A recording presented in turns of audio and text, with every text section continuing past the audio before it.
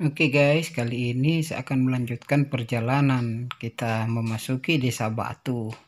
Nah, saya terus mengayuh sepeda, jalan perlahan sambil menikmati pemandangan-pemandangan yang ada di desa ini.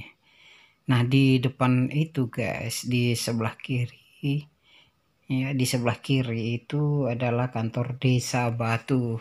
Nah, setelah kantor Desa Batu, di situ juga ada sekolah menengah pertama, namanya SMP Negeri Batu yang ada di Desa Batu, Kecamatan Tapango, Kabupaten Pololi Mandar, Provinsi Sulawesi Barat, Indonesia. Oke guys, saya tetap lanjutkan perjalanan melewati rumah-rumah warga yang ada di desa ini. Nah, di depan itu ada turunan yang lumayan panjang dan lumayan curam.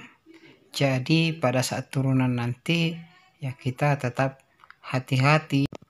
Nah, saat menyusuri jalan di Desa Batu ini guys, saya melihat ada keramaian di depan, di sebelah kanan itu guys, di rumah warga. Nah, saya melihat ada keramaian. Saya tidak tahu apakah itu acara keluarga, acara pengantin, ataukah acara sunatan. Yang pasti guys, saya melihat ada keramaian di situ. Tapi saya tidak singgah karena saya tidak kenal dengan yang punya rumah. Akhirnya saya terus berjalan menyusuri jalanan di desa ini dan sambil berharap memimpikan ada jalanan yang menurun di depan sana guys. Dan pada akhirnya guys, jalanan yang saya tunggu-tunggu pun telah tiba, yaitu jalanan menurun. Saya harus tarik nafas dulu sebelum menurun. Saya mulai dengan bismillah. Ya, kita harus tetap berhati-hati. Semoga kita selamat. Jangan lupa tetap waspada dan tidak tergoda dengan janda. Nah, menurut cerita teman saya yang ada di Desa Batu, dulu jalanan ini adalah jalanan tani guys, bukan jalanan poros. Tapi orang lebih banyak melewati jalanan ini karena lebih dekat. Ya, jika kita berjalan dari Dusun Malak di kaki gunung ini, ya, kalau kita akan menuju ke Desa Batu.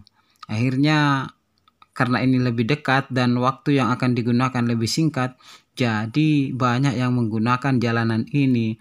Meskipun dulunya ini sangat curam guys. Nah, tetapi sekarang sudah lumayan aman karena beberapa bulan atau tahun yang lalu jalanan ini sudah diperbaiki, digali supaya tidak terlalu curam. Nah, jalanan ini guys penuh dengan liku. Ya, tapi tidak seperti lika-liku kehidupan yang teramat berat ini guys. Dan saya bertemu dengan salah seorang pengendara motor yang tidak saya kenal orangnya. Nah, saya sempat berhenti sebentar guys karena kalau kita melewati jalanan menurun seperti ini, ya sadel sepeda itu harus diturunkan. Ini lebih aman ya, supaya kita tidak terguling ke depan atau terlempar ke depan pada saat kita ngerem. Nah, kalau kita turunkan sedikit sadelnya, ini lebih aman ya. Kecuali pada saat tanjakan ya sadelnya dinaikkan. Nah, kita terus melewati jalanan ini, lika-liku, tapi bagusnya menurun guys, dan jalanannya sepi.